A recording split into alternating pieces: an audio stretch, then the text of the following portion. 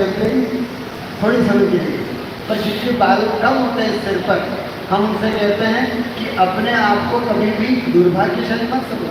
तुम जब दीक्षा लोगे तो तुम्हारा क्या होगा, केवल पंचमुष्टि करना होगा, इतने में कहने का मतलब तीर्थंकर जो होते हैं वो पंचमुष्टि के श्री उनका होता है।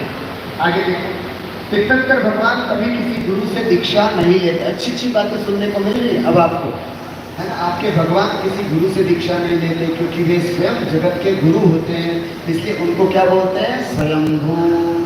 तीर्थंकर भगवान को दीक्षा लेते ही चौथा मन परे ज्ञान होता है। जन्म से कितने ज्ञान होते हैं, 3, और जैसे दीक्षा ले लेते हैं उनको एक ज्ञान और हो जाता है। वो कौन सा होता है, मन परे ज्ञान। दीक्षा लेते कौन सा ज्ञान होता है, मन परे ज्ञान। तीर्थंकर भगवान जब दीक्षा लेते हैं तब उनके पिच्छी, कमंडल, माला, शास्त्र आदि उपकरणों की आवश्यकता नहीं होती है, अर्थात ये उपकरण उनके पास नहीं होते। हमारे मुनिराजों के पास तो पिच्छी भी होती है, कमंडल भी होता है, सब कुछ होता है, लेकिन तीर्थंकरों की आवश्यकता नहीं होती। क्यों नहीं होती है बताएगा फिर? देखिए, पिच्छी क्यों रखी जाती है, क्योंकि उनके हाथों से किसी जीव की विराधना ना हो, इसलिए हमारे मुनिराज पिच्छी रखते हैं। तीर्थंकर से कभी किसी जीव की विराधना होती है क्या, पिच्छी हटा दी। कमंडल क्यों रखते हैं, क्योंकि हमारे मुनिराज निहार, क्या बोलते हैं, निहार, है ना। एक होता है आहार, एक होता है निहार। निहार के लिए जब बाहर जाते हैं, लघु शोच, है ना, शौच कर्म के लिए जब बाहर जाते हैं तो उनके हाथ गंदे हो जाते हैं, तो कमंडल के जल से हाथ धोने के लिए कमंडल होता है।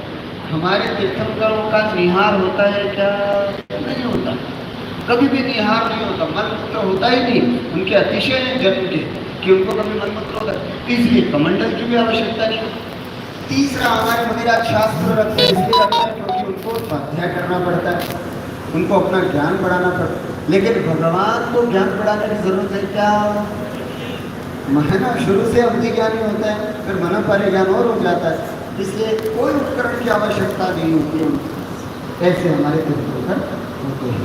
भगवान की दीक्षा में असंख्य देवी देवता और विद्याधर तथा पशु ऐसे अनेक भव्य जीव होते हैं। भगवान कम से बस 2-3 पॉइंटों ने खत्म। भगवान कम से कम एक दिन का और अधिक से अधिक 1 साल की योग धारणा दीक्षा होते ही कर लेते हैं, अर्थात दीक्षा होने के साथ ही ध्यान लगाते हैं, और वह ध्यान 1 दिन से लेकर 1 साल तक कितना भी, मतलब जैसे दीक्षा लेते वो ध्यान बैठ जाता है। बस अगर कभी इच्छा हुई तो वो अपने ध्यान को छोड़ करके बाहर आते हैं, नहीं तो बाहर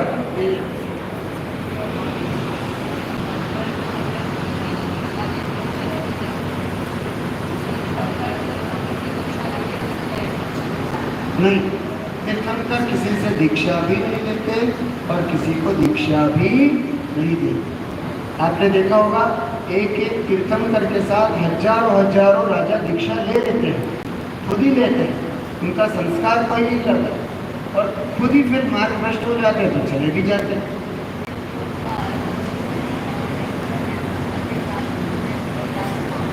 वही तो बता रहा हूँ, तीर्थंकरों के साथ इतने राजाओं ने दीक्षा ली, इतने राजा मोक्ष गए।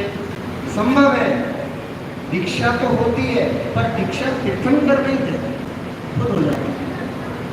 दीक्षा महोत्सव देखने के बाद सभी देव और मनुष्य अपने अपने स्थान पर चले जाते हैं। ध्यान पूर्ण करने के बाद भगवान किसी दिन अपने, अब मान लीजिए ध्यान में बैठ गए, अब ध्यान कदाचित पूरा हो गया, तो पूरा होते ही क्या होता है, अपने प्रथम आहार के लिए विहार करते हैं। तीर्थंकर पहला आहार कहाँ लेते हैं, उसके लिए विहार करते हैं, और जहाँ विधि मिल जाती है वहाँ उनका आहार हो जाता है ना। विधि मिलनी चाहिए, विधि नहीं मिलेगी तो उनका आहार नहीं होता है। और लास्ट बिंदु है तीर्थंकर भगवान का जिस जिस घर में आहार होता है वहाँ देवों के द्वारा नियम से पंचाश्चर्य, है ना, 5 प्रकार के आश्चर्य वहाँ पर देखे जाते हैं। 5 प्रकार के आश्चर्य में क्या होता है, उनकी रसोई में खाना खत्म नहीं होता, और रत्न वृष्टि होती है, धूप, और धीमी धीमी सुगंधित हवा बहने लग जाती है, रत्नों की वृष्टि, है ना।